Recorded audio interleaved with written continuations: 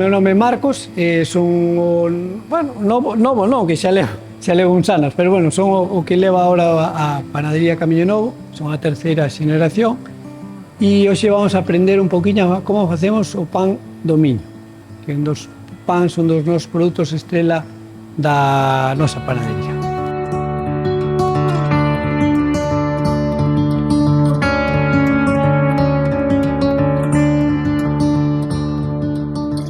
Eu metinme un pouco por obligación. Eu son neto de panadeiros e fillo de panadeiros, non? Son terceira generación, meu fillo que anda por aí se supón que será a cuarta, si quere, se non quere, pois nada. E os meus antepasados, miña avoa, solo fabricaban pan de barra blanca, nada máis.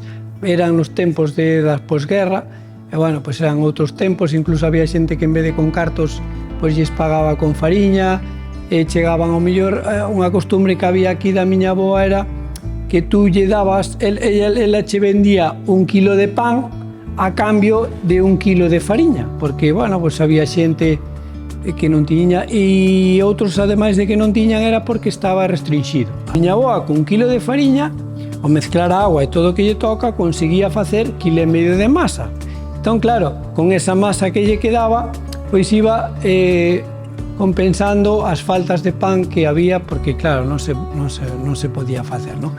Pero bueno, despois a seguinte xeneración pois xa foi de meu pai, xa non había nada deso, evidentemente, xa empezaron a vir as máquinas, chegou a primeira amasadora, que eu ainda non estaba aquí, me parece, sí, non creo, porque non recordo, solo había amasadora, entón aí se pesaba toda a man, se elaboraba a man, e comprou despois meu pai unha formadora, e a partir de aí botou pois casi toda a súa vida con forno de pedra e unha formadora, hasta o 1996 por aí, que daquela eu e un irmán meu pois demos o seguinte cambio da seguinte generación, que foi mecanizar todo un pouco máis, meter fornos novos e empezar os procesos modernos que máis ou menos temos hoxe.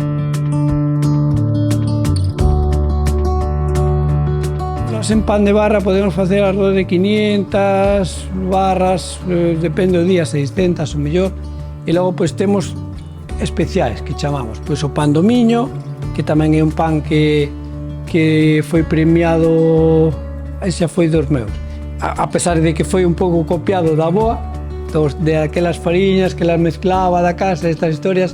En 1997, con este pan, nos deron o primer premio no Campeonato Galego de Panadería. No 1997 foi. E facemos o pan ese, o pan do Miño, e chamamos pan do Miño por unha cousa moi curiosa, que vos desconto, no? Que cando eu ganei o campeonato, intentei inscribilo como pan de Tomiño, pero claro, naquela, pois, non se podía porque non tiña ninguna denominación de orixen, ninguna historia destas, entón non mo deixaron inscribir. Mo deixaron inscribir como pan do Miño. É algo que, bueno, eu non entendín daquela, hoxe sigo sin entendelo, pero bueno, foi o que me tocou. Entón lle quitaron o de to e se quedou co de Miño, por eso se chama pan do Miño. Vale, un pan case dos nosos produtos estrelas. Despois outro produto que temos é o tema da rosca, que en Tomiño, para calquer evento que se faga nas familias, pois o cumpleanos, a festa do pobo, calquer evento que haxa nas familias, aquí se leva a rosca, conforme noutros sitios, en Ourense ou por aí, levan bica ou levan tal, aquí nesta zona é a rosca, non? E despois temos, pois nada, pois o típico, todo o sistema de pastelería, pois que todo o mundo coñece, pois pastéis, tartas, biscoitos, o curasán, a napolitana, non sei que. Tamén temos cafetería para desayunos, é un pouquiño máis amplio que antes. A avoa só facía pan e nos ampliamos todo un pouco máis lío e máis cousas.